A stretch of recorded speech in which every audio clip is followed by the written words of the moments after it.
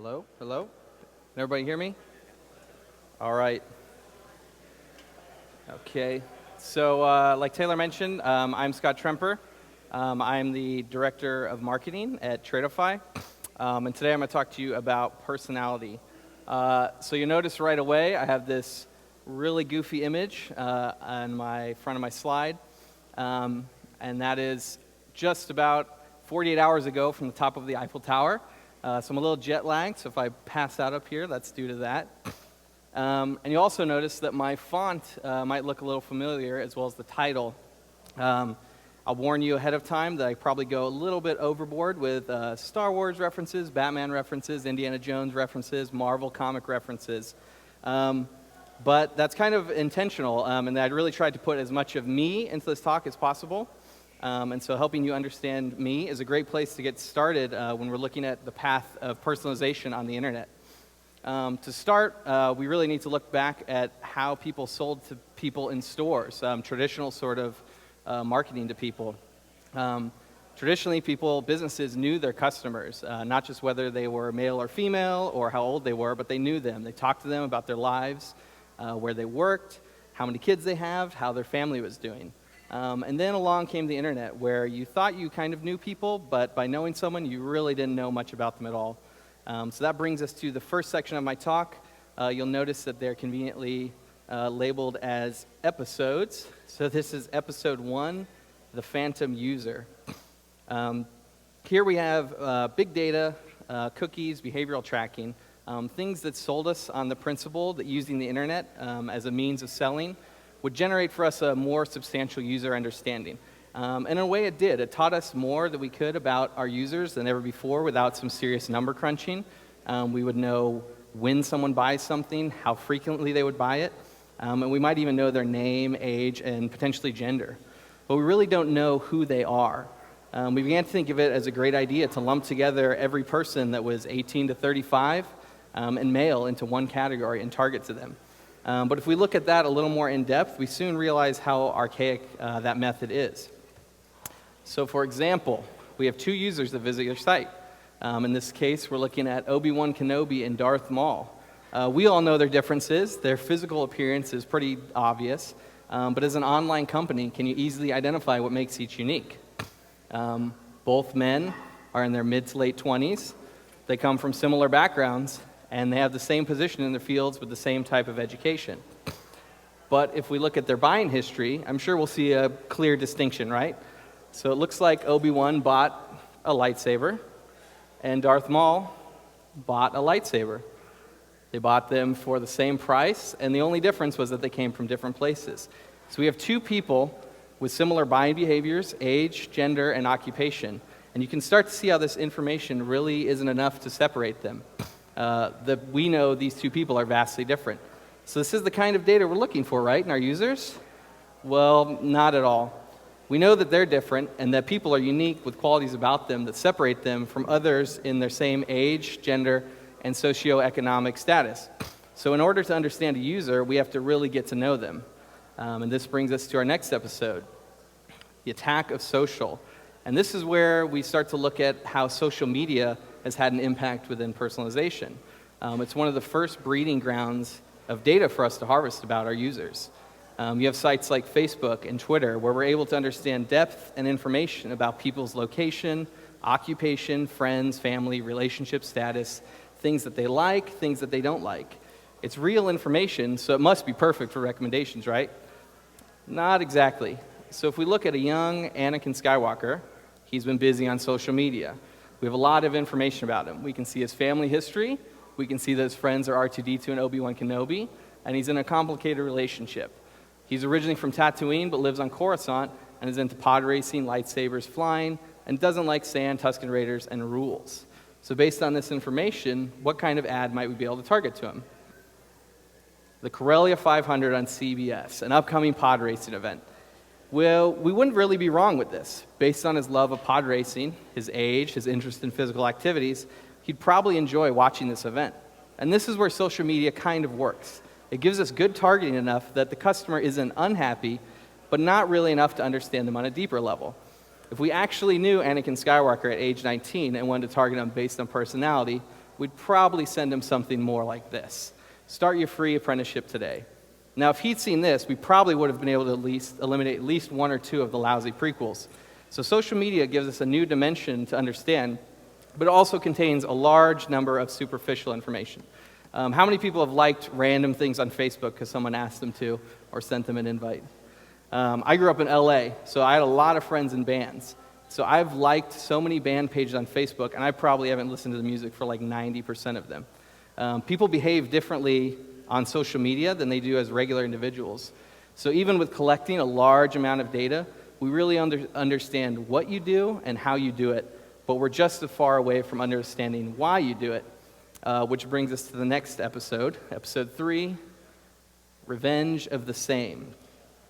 So over the last few years, as we've been playing with and understanding more about this wealth of data and information, a new phrase emerged, which is the era of personalization. And it came with nothing but really some of the same old stuff. For many years, personalization carried with it a litany of definitions and understandings for users, which was a constant sense of being let down by your expectations. But the episode 3 was probably the best of the prequels, so there are some good things that popped up in there that we can look at. What grew out of this personalization momentum was a catalyst for things to come. We now have an abundance of recommendation engines out there and services that try to interpret your behavioral data and social data to provide predictions for what you best want. Things like entertainment and e-commerce are probably the best sites out there that push for personalized content and personalized homepages. Things like Amazon has done a great job of differentiating between when you're signed out versus when you're signed in, what content they present to you. Here you can see shows that I watch on Hulu are nerdy things again, like Flash, Agent Carter, and Gotham. And then the things that are recommended for me on Netflix are Arrow and The Walking Dead and Agents of S.H.I.E.L.D. But the problem is now users have tasted things like this and they want more of it. They want more of their experience. But not in the sense of more of the same thing. They don't need 4 lightsabers when they already have one. That's just a little bit too flashy. What we want to do is back up these recommendations with fresh new content that shows that we care about them, understand them as a customer, and can give them the best experience as possible. Which brings us to the next episode, episode 4, A New Hope.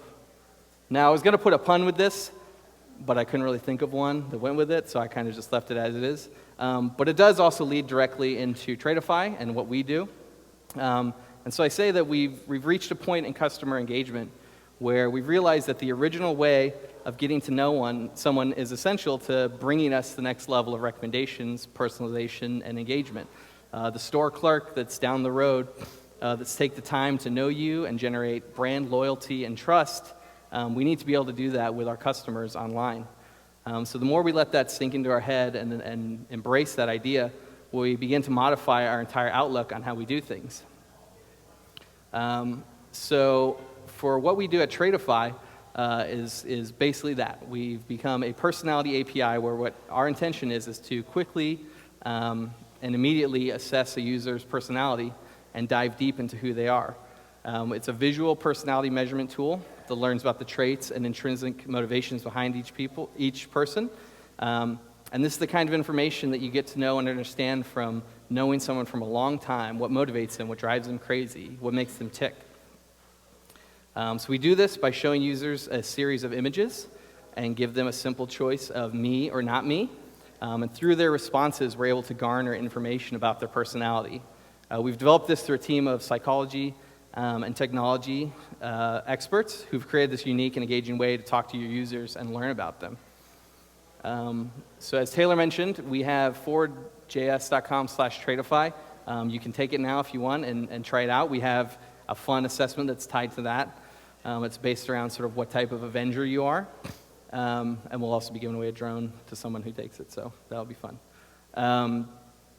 But behind every image is personality traits.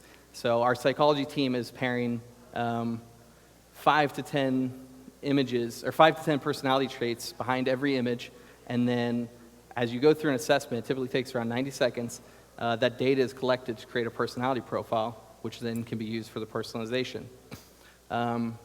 My result through the assessment that was listed is a detective innovator. So the detectives are the investigative types They're always seeking information. They're always out to learn more. The innovators are the creative types. And so if you were to combine those together, you'd essentially have a bit of a Batman and Iron Man. And so when I was Googling that, I came across this really cool image. So I thought I'd show it just because it was pretty fun. Although if anyone's seen the Batman vs. Superman trailer, it kind of looks like Batman in that. So that's pretty sweet. So now we have this cool image, and you're thinking, all right, this is cool. This was fun. It was quick and easy. And we have this interesting data set. But what do we do with this? Like, what is the actual intention of it? So that brings us to episode 5 on our journey. It's the best of the movie, so it's obviously the most fun section. Personalization strikes back. So you have the source of data. What do you do with it? Well, first and foremost, you have the means now to better understand your customers. You can see what makes them tick, what makes them unique. This allows you to communicate with them better. You can create market segmentation through personality to target content to different people. So for instance, if I was trying to target Captain America, I might want to talk about the greater good, the compassion behind our brand, and the ability it brings. But if I was going after Spider-Man, I'd want to be a little more funny in the way, and comical in the way I market to him, and probably a little egocentric when I'm trying to sell stuff to him. Every effort you can make to personalize the experience truly and deeply for the user, the more connected they're going to feel to your brand, and the more loyal they're going to become. We're currently working with one of the daily deal sites out there, and they literally are adjusting their marketing emails based on the personality of their users so that they can actually cater to them directly with things that they'd actually be interested into. Now, earlier I talked about recommendation engines and personalized homepages, and although they've improved a lot over the last few years, there's still room for improvement. With personality, we believe there's a new and quick and far deeper way to match people to relevant content, and it's something that we like to call PeopleLike You. So we all have friends that recommend us a movie, and every time they recommend you a movie, you know that you're going to love it. And then you have other friends that recommend you a TV show or movie to watch, and you're like, sure, I'll check it out, knowing that you're never going to go and look at it. That concept is kind of what we've created here, taking people and personalities that are similar to you and using that to create the recommendation and correlation engine rather than just previous viewing behavior. So to walk you through that, we're going to take an example featuring Indiana Jones. So Indiana here has taken our movies assessment. It's another one of our personality assessments. We have a wide variety of different assessments. And this could be used for something like Netflix, HBO, Hulu+. And he came up as a believer stunt double.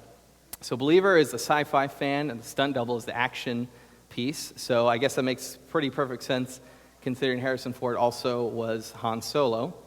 We then take all the users in a data set and look at their personality. So this will be a massive data set, so we'll need to start segmenting them into their personality types. So here you can see they've been aligned into their various buckets of the different personality types for this assessment. And I'm oversimplifying this for the sake of this short talk, but in reality you'd be able to filter these across many data points. The traits I was mentioning, they're behind every image. Those are scored on a scale of 0 to 100. So you'd be able to take that full scale of personality traits with every user and get really granular when you're segmenting your users. But so here, we know that he was a believer in stunt double, so we can immediately pull out the personality types that he wouldn't fall into. And that leaves us with the believers and the stunt doubles. So from here, we can look at exactly the most similar personalities within these data sets and analyze their viewing behavior to create the recommendations for Dr. Jones there. So in this example, we're pulling the two strongest matches as recommendations. That would be Star Wars and The Dark Knight. So you can see how instead of just matching people to things, we're matching people to people and then using that data to correlate the recommendations.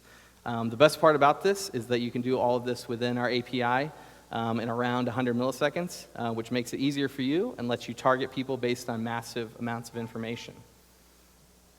And so we've arrived at the final chapter of the original trilogy. Through years of discovery and understanding, we've been able to turn the online experience into that of the original offline experience you have with your store clerk down the street or farmer's market in your neighborhood. It's all about relationships and understanding and getting to know your users, not only just to increase revenue, but to give them experience that they want and turn them into brand followers and loyal customers who will not only return for years, but will bring more adoption and increase your revenue. So we really want to be like this dude, the dude behind the counter, communicating with all of his customers, learning about them, and using their personality to create a better experience. But then, of course, the question is, how do you do that? So at Traitify, we offer a personality API that allows you to plug in personality into any of your applications. You can simply go to developer.traitify.com and sign up for a free developer account and get an API key. It's free to play with in sandbox environments, and this gives you access to all of our different assessments, JavaScript widgets, GitHub libraries for whatever language you're wanting to use. If you're a startup, today we're actually launching a deal where you can go live, and the discount is around 80% off what traditionally we charge to sort of larger customers. And so these assessments are used in a variety of different things. We have career assessments. We're part of Monster.com. They use it for career matching for students and job seekers. We have a few groups that are using it for dating applications, entertainment applications, e-commerce applications. And we offer a variety of different JavaScript widgets that you can drop into your application so you can start understanding your users quickly and allow them to match to your relevant content and products. And of course, this is all mobile friendly. So the data you're getting back. So they've taken this assessment. What are you actually getting back that you can use to look at? So we're giving you back not only their information about their personality type. In some cases, we present as a blend, so you have a custom description that goes with their top 2 personality types. But we're also giving you back the trait data. So this is sort of what we see as the core of building these personality types and building a user. And these get really intricate, from prefers improvement, change and reform, to people that are fearless, to people that are aggressive. It gets really detailed on the nearly, it's well over 150 traits that we're measuring. So the idea behind all of this is that we offer you a way to build a stronger bond and a deeper relationship with your customers by providing that in-store experience and making it more personal. So by now, we've reached the end, which can bring us to the future, which is episode 7, the personality awakens. And the future is really you all, engaging in this and taking personality and utilizing personalization. I'd encourage you all to think deeply about the people who are using your products and how you can better understand them and provide them with richer, targeted content to go and awaken the personality within your customers and your applications and yourselves. And that's it. So I think we have some time for questions, maybe, if anyone has any. So we have, I guess it's, what was that? So his question was, how do we deal with personality changing over time? So we have a variety of, I guess, different verticals that people use the assessment in, so it really depends on that. For certain e-commerce platforms, they might just want to have it done once and then use that for recommendations. But with like students, for example, we know that students' personalities change. So we are building in ways that they can retake the assessment, and then they can look at the history of their assessment. And some of that's entirely up to our clients, whether they want to do that, and that it would cause another API call, so they would have to sort of pay for someone to retake the assessment and get their data, the old data back if they hadn't saved it. So it's entirely up to them, but we do encourage people to retake tests over time if they feel that it's necessary. Yep. Sure. So his question was that when you take the assessment, you do have to spend time to actually complete the assessment. So is there ways for users to spread that out across their experience? And that's another one where it's up to the client. Most of our current clients just have it as part of the onboarding process or a marketing piece that they send out later, and they have them do it in one shot. But there are other people or people of the creative products where we've seen that they have them fill out initial information, and then they say, these questions are about a certain part of your personality. And they go through that, and then they can fill out, additional parts of their profile and then complete the assessment later. But typically we find that people do it in one shot. And if you compare this to similar assessments that are traditional, that might take 45 minutes or even like 2 hours, it's a lot quicker, it's a lot easier. And we've found around over a 95% completion rate. which is far higher than traditional assessments. And then our accuracy has been proven to be higher too. Traditional assessments they use a scale called Cronbach's Alpha that they fall into around a 0.72 to 0.85.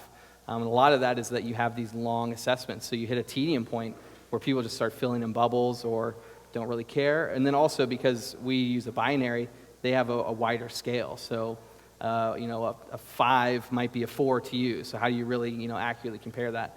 So we found that we test higher than as well. We've been testing at a 0.92 on those scale. So we found that we've had such a high completion rate as well as accuracy rate that it hasn't proven to be an issue.